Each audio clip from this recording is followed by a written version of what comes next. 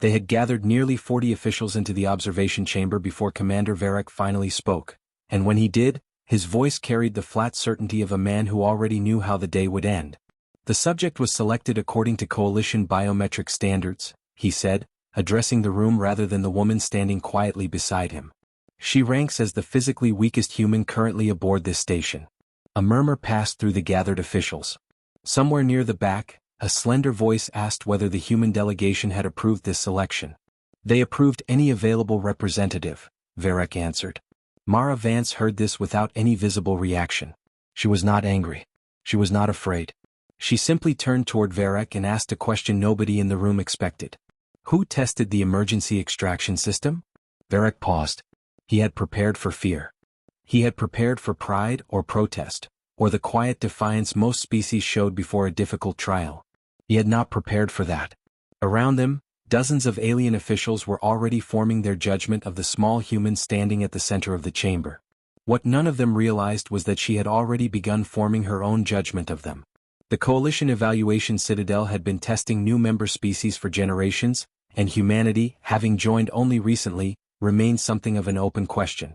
Stories had spread about human resilience, human stubbornness, human improvisation under pressure, but Varric considered most of it exaggeration built from a handful of exceptional individuals. He wanted a controlled demonstration, a baseline, an ordinary case rather than a hero. So the selection algorithm searched through the human delegation, deliberately ignoring anyone with active military service, and it settled on Mara. Her file, by any coalition standard, looked unremarkable. Civilian logistics coordinator. No combat rank. Average height. Muscle density well below that of the reptilian and armored species who typically pass this trial with ease. A scattering of old injury markers suggested a life that had not been especially gentle, but nothing suggested exceptional physical capability. One line, easy to overlook, noted an unusual civilian certification in orbital infrastructure response, the kind of qualification that appeared on very few files and meant little to anyone unfamiliar with it. Varric read past it without pausing. This was a physical survival assessment, not a technical one, and whatever the certification meant, it seemed beside the point. What Varric did not dismiss was his own determination to make the result unambiguous. If humanity's reputation truly rested on exceptional individuals rather than the species as a whole, then the weakest human alive deserved a test conclusive enough that no one could later argue the conditions had been gentle. He authorized an intensified variant of the Karen survival chamber, still within official safety tolerances, but pushing the rapid environmental cycling harder and faster than any previous demonstration. He wanted proof, not ambiguity, and he told himself that a harder test simply meant a clearer answer. Mara entered the chamber a short while later, and the first thing the observers noticed was that she did not look at the predatory biodrones patrolling the far ridgeline, nor at the jagged outcroppings meant to test balance and endurance. Instead, she studied the air vents lining the upper wall. She traced the drainage channels cut into the rock. She noted a heavy manual release latch fixed beside the environmental ventilation shaft, the kind of mechanical backup installed for maintenance crews rather than test subjects, and she glanced toward the reinforced ceiling supports and the small observation bunker where a young coalition technician named Terran watched nervously through reinforced glass. Terran keyed the comm out of simple curiosity. "What are you doing?" "Finding out what can go wrong," Mara said. The test began a few minutes later, and everyone expected her to run directly toward the extraction beacon glowing faintly in the distance. She did not. She waited, watching the shifting patterns of shadow across the terrain, and for a moment Varric allowed himself to believe this confirmed exactly what he had expected. Fear. Hesitation. A physically ordinary human overwhelmed by an environment built for warriors. Then the first heat cycle rolled across the chamber, faster and more severe than the standard protocol called for, and Mara moved only when the shadow patterns gave her cover, conserving energy the way someone does when they have learned, through long experience, that panic burns faster than any predator. A biodrone altered course toward her position, and rather than confronting it, she tossed a loose fragment of metal casing into a distant section of rubble. The drone followed the vibration instead, exactly as she expected. It was not spectacular. It was simply efficient, and efficiency unsettled Varric more than he wanted to admit. A few minutes later, Mara noticed something that none of the automated systems had flagged. A thin line of condensation had begun forming along a support beam near the chamber's upper wall, in a place that should have remained completely dry. The accelerated cycling Varric had ordered was placing far more strain on the chamber's aging coolant systems than any previous test, and Mara, without knowing the cause, understood the symptom immediately. She tried to raise the observation channel to mention it, and for a moment Varric assumed she was attempting to stall the test. Then the lights flickered. The cause, when engineers reviewed it afterward, turned out to be simple enough. The intensified environmental cycling had placed unexpected strain on an aging coolant junction, and the resulting pressure rupture tore through part of the chamber's control network. The emergency doors, which should have opened automatically, did not respond. The extraction beacon went dark. And the behavioral restrictions on the biodrones, tied to the same damaged network, failed along with everything else. Far more urgently, the reinforced observation platform where Terran had been monitoring the test buckled under a falling support strut, trapping him inside a half-collapsed enclosure with an injured leg and no way to move. Varric's voice came through the comm a moment later, tight with something closer to concern than command. Mara, a maintenance exit has opened near your position. Get out. What about the observer? She asked. Rescue teams are already moving. Mara looked toward the thickening coolant vapor rolling across the chamber floor, toward the cracked ceiling section groaning under its own weight, and she understood, in a way that seemed to come from somewhere deeper than the moment itself, that no rescue team would reach Terran in time. She turned away from her own exit. This was, in its own quiet way, the true answer to the question she had asked before the test ever began. The emergency system had only ever been verified through simulation after a recent software upgrade, and Varric's push for a harder, more conclusive demonstration had asked more of an aging structure than it was ever meant to give. Now it was being tested for the first time under real failure, in the worst possible circumstances, and Mara Vance moved through it with a calm that suggested this was not the first collapsing structure she had ever walked into.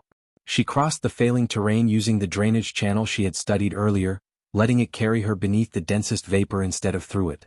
When a biodrone swung toward her, she used a collapsing section of debris to redirect its attention, exactly as she had done before, only now with far less room for error. She watched the ceiling as she moved, reading the spreading condensation and the faint tremor running through the support beams, and adjusted her path twice to avoid sections she judged close to failure. She reached Terran a few minutes later. His leg was pinned beneath a heavy section of the collapsed platform, and he told her, with what breath he had left, to leave him and save herself. For a moment Mara said nothing. Years earlier, during a different collapse in a different place, someone had ignored that same instruction and come back for her when protocol said to let her go, and she had never forgotten what it felt like to hear those footsteps returning. She stayed. She knelt, examined the angle of the beam, and understood almost at once that she could not lift it.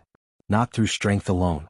The aliens watching through the remaining functional cameras would later say this was the moment they expected human limitation to finally show itself. Instead, Mara studied the wreckage the way she studied everything else, as a problem rather than a threat. She found a length of broken support rod and wedged it beneath the beam, using part of the shattered observation seat as a fulcrum. The leverage alone still was not enough. But the chamber's damaged environmental system was releasing rhythmic pressure pulses as it failed, small shock waves passing through the structure every few seconds, and Mara timed her effort to one of those pulses, adding its force to her own at precisely the right moment. The beam shifted just enough. Terran pulled free. It was not a display of impossible strength. It was the demonstration of something else entirely, something none of Varric's instruments had ever been built to measure. But their exit was gone.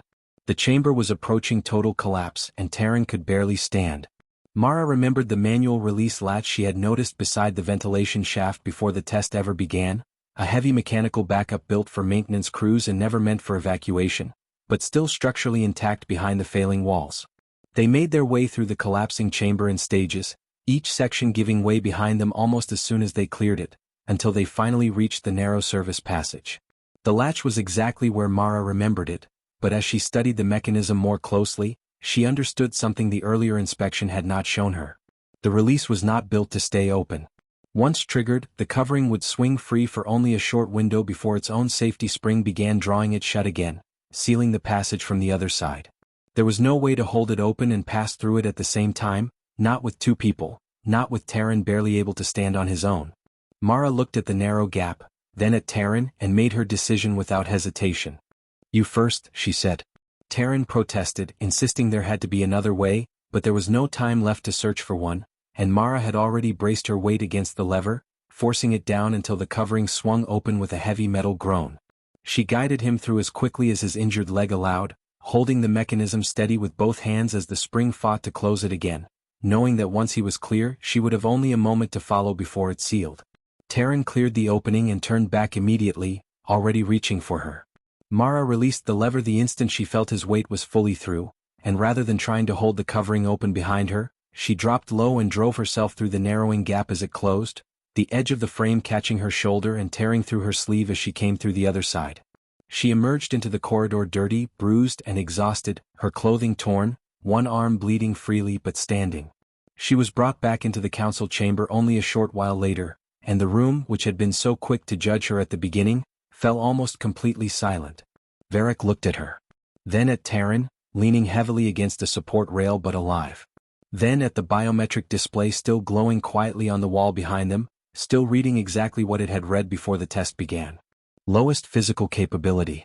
Why did you go back? Varric asked. You had an exit. Mara considered the question for a moment, the way she considered most things, without performance and without exaggeration.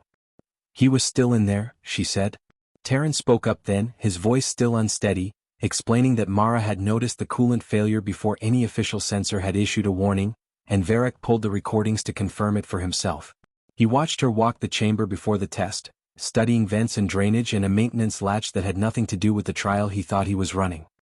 He remembered ordering the cycling pushed harder, certain a more demanding test would only make the outcome clearer, and he understood now that his own insistence had helped bring the chamber to its breaking point.